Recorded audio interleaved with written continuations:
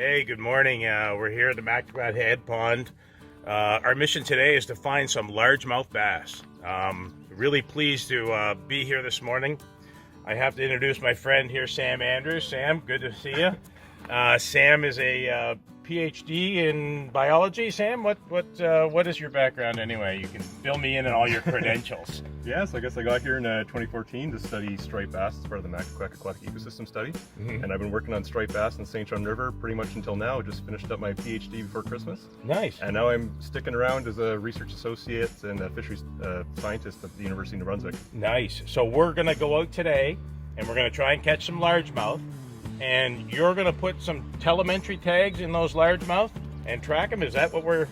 Yeah, so I had a few extra tags kicking around, and they're actually a radio tracking tag. Okay. So we're going to see if we can get a couple largemouth to set aside, put a few tags in, and see how they're moving throughout the river.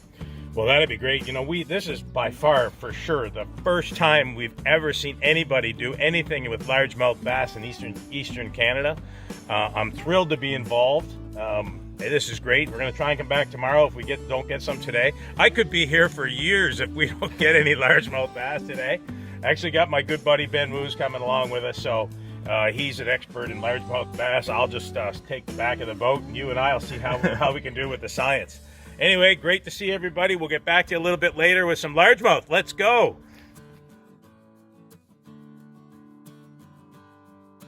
I just put in the very first largemouth bass to be entered into the Atlantic Anglers Challenge this week.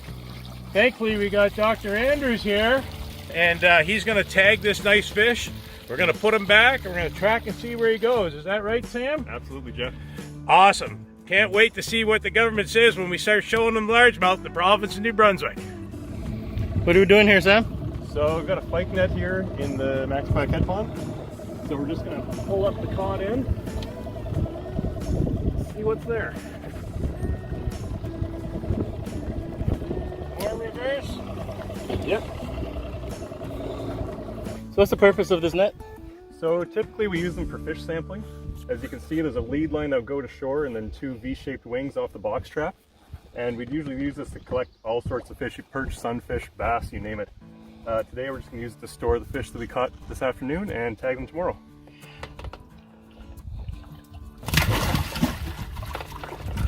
I'm just putting them in the net.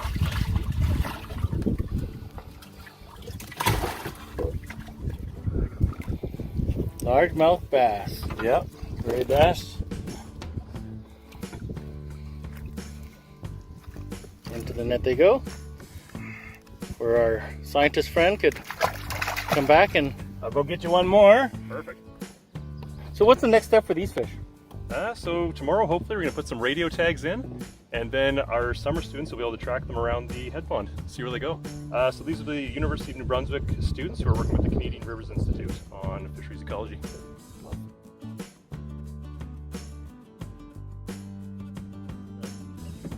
So this is Sam Andrews and Phil. Phil, what was your name again? Phil Harrison. Phil Harrison, and what do you do, Phil? I'm a research scientist at the Canadian Rivers Institute, Okay.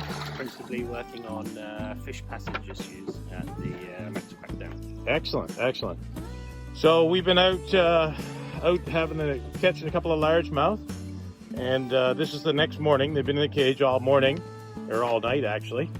And I guess the best thing here is because it's cold, Sam, that's why you want to do it in the morning like this? Yeah, just avoid the heat of the day, make it a little less stressful for the fish, and they'll have a better chance of surviving the tagging. Okay. So just pretend I'm a student as you're doing that tagging, and keep telling us what we're watching. Okay. So we have the largemouth bass in a sedative right now, and we're just waiting for it to slow its opercular movement, so it's going to be gilling a little slower. And we're also going to be watching for the fins to slow down. So once this guy settles out a little bit, I'm going to pull him out. So we're going to get a length and a weight off him. And then we're going to be implanting a radio tag. So it's a surgical procedure. We make a small incision on the abdominal cavity. The tag goes into the abdominal cavity. We thread the antenna of the radio tag out and sew him back up. Let him recover, and after that he should be good to go. Nice. Okay, so that's why if you look at the thing right now, you see he's a little bit upside down, and that's because the sedative's taking place, is it? Yeah. So that calms them all down? Yeah, you can count the rings on the scales, just like the growth rings on a tree. Okay. And we'll be able to see how many, exactly So it's just like a growth ring on the scale. It's just like a growth ring on the tree. You just basically see the rings, and you go, it's 1 year per ring or something. Well, kind of. Although Okay. they have multiple rings per year, and you get a check every time they spawn. So Oh, I see. You can count the spawning checks. Oh, okay. This is for stable isotope analysis, the fin clip. We can use that to determine what the fish has been eating. Oh, really? The food chain. Huh. So we're going to use that to compare the diet between smallmouth bass and largemouth bass. And largemouth. Okay. Excellent. That guy's probably had a bit of a rough couple of days. I was hanging around a weed bed in Mactaquac Arm. He bit a black Seiko, ended up in the live well, put him in a cage overnight, and now he's had an operation. He's probably going to go home and say the aliens took me. Well, he'll this is Area 51 of the Mactaquac Arm.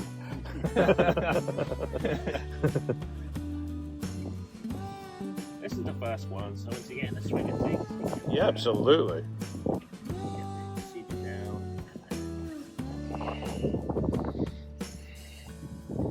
You bag 100 fish a day if you catch them for us.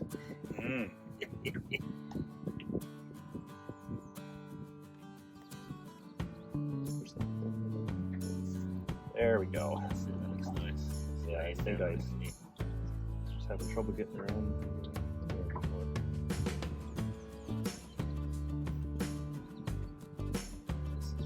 What is this, the radio that you're working Yeah, so on, this is a Sam? radio receiver right here, and I just have a small antenna on it just for short range. Okay. So all I'm doing now is just triple checking that that tag is actually on.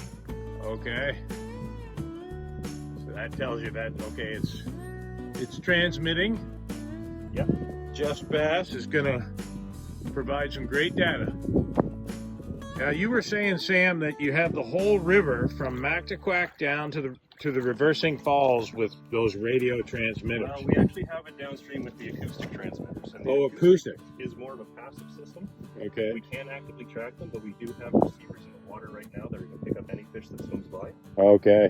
The radio infrastructure for this area, we don't have any stationary receivers, but we will be actively tracking these fish. We have some at the below the dam, right? Got one. There's a receiver at Mactaquac. I do not believe that they've been installed further down. This guy's coming around fairly well. Jeff, would you like to put him in your live well? Sure. Yep. You can do that. I think that helps build up. I got it all ready. Yep. You can jump right on there. Nice. I think he'll come around. He's already gilling again. Yep. Well, the good thing is that now I feel that he's going to just have a visit with me before we let him loose. Well, that was a great day or so on the water here with Sam Andrews and his buddy Phil. Phil's we talked to him a little bit earlier about the Mactaquac project he's working on.